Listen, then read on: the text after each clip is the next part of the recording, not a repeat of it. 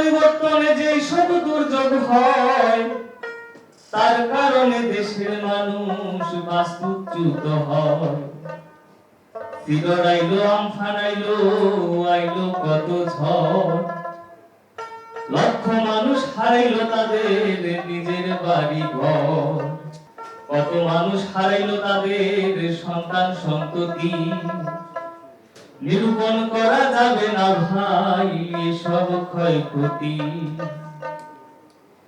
জলবায়ু পরিবর্তনের কারণে এই যে এত প্রাকৃতিক দুর্যোগ, এর কারণে প্রত্যেক বছর লক্ষ লক্ষ মানুষ বাস্তুচ্যুত হয়ে যায়। উদ্বাস্তু হইয়া ভিটাবিহীন এই মানুষেরা তাদের নিজের জীবনের একটা গল্প নিয়ে ঘুরে বেড়ায়। আমাদের দায়িত্ব সেই গল্পগুলো শোনা, কিন্তু আমরা সেই গল্পগুলো শুনতে চাই না। আজকে আমরা একজন বাস্তুচ্যুত মানুষের গল্প শুনে আমাদের এই কথা শুরু করব। আর এই উপকূলে ছিল যে কাঞ্চননগর গ্রাম, বৃদ্ধ একজন ছিল তাহার হাসেম মিয়া নাম। হাসেম মিয়া ছিল একজন পদ্মা নদীর জেলে, পরিবারে বিবি ছিল একটা ছেলে। নুনানিতে পান্তা খুঁড়ায় গোজামিল সংসার, ছোট্ট একখান ভিটা ছাড়া নাই তো কিছু আর। পদ্মা নদীর তীরে ছিল দুই চালায় এক ঘর, সকাল হইলে নৌকা নিয়ে যাইতো সোনার চর। হঠাৎ একদিন ঘূর্ণিঝড়ে ভাঙলো নদীর বাঁধ, ভাইসা গেল ঘর ভারী তার সাথে মনের সাথ। ছোট্ট ঘরে তার সোনার মানিক ঘুমিয়েছিল, নদীর ভাঙন ঘরের সাথে তারেও ভাসায় নিল। ওরা কপাল হাসেম মিয়ার সকল হইল শেষ, বিবিরের সাথে করিয়া সে হইল নিরুদ্দেশ। এর পরের লাইনেই পুঁথিপাঠক মৃদুল খান ও তার দল সুরে সুরে জানাচ্ছিলেন সারা দেশেই এমন লাখ লাখ হাশেম মিয়া বাস্তুচ্যুত হচ্ছেন, কজনই বা রাখেন তাদের খবর। আবাসনের দাবি নিয়া দৌড়ায় দাঁড়ে দাঁড়ে, সকলেই উপেক্ষা করে তাদের বারে বারে। তাই হাশেম মিয়াদের রক্ষায় যে কার্যকরী উদ্যোগ দরকার সেই বিষয়টি উঠে আসলো refugee and migratory movements research unit রামরুট সেমিনারে। এই বাস্তুচ্যুতি কিন্তু বিভিন্ন কারণেই ঘটছে বাংলাদেশে। সোমবারের এই অনুষ্ঠানটি ছিল মূলত বাস্তুচ্যুত মানুষদের রক্ষায় কৌশলগত ভূমিকা কি হবে এ বিষয়ে পরিবেশ মন্ত্রণালয়ের কাছে একটি টেমপ্লেট হস্তান্তর করা। জলবায়ু নিয়ে কাজ করা বৈশ্বিক সংগঠন ক্লাইমেট ভালনারেবল ফোরাম সিভিএফ এবার বাংলাদেশকে তালিকাভুক্ত করে বিশ্বের বাস্তুচ্যুত মানুষদের রক্ষায় কী ধরনের নীতি প্রণয়ন করা যায়। এরই অংশ হিসেবে দুর্যোগ ও ব্যবস্থাপনা মন্ত্রণালয় রামরুর সহযোগিতায় এই কৌশলপত্র প্রণয়ন করে, যা এখন ৭৪টি দেশের বাস্তুচ্যুত মানুষদের রক্ষায় পরিকল্পনা প্রণয়নে কাজ করবে।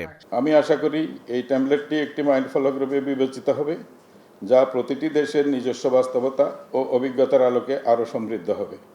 এটি যেন মানবিক, অন্তর্ভুক্তিমূলক, টেকসই উন্নয়ন লক্ষ্যের সঙ্গে সামঞ্জস্যপূর্ণ নীতিমালা নির্ধারণে সহায়ক হয়।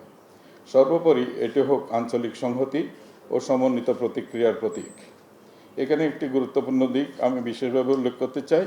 এই ট্যাবলেটকে রাষ্ট্রীয় কার্যপত্র হিসাবে বিবেচনায় আনার আগে সংশ্লিষ্ট সকল মন্ত্রণালয়, উন্নয়ন সহযোগী অংশীজন এবং বিশেষজ্ঞ মহলের সুচিন্তিত মতামত ও পর্যালোচনার ভিত্তিতে পরিপূর্ণতা দেওয়া প্রয়োজন।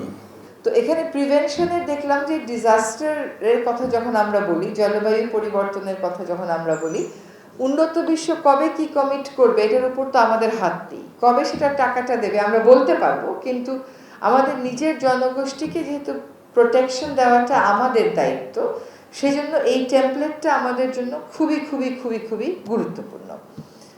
এবং এইখানে একটা বড় ডিমান্ড বা চ্যালেঞ্জ রয়েছে, সেটা হচ্ছে আন্তঃসংস্থা সমন্বয়।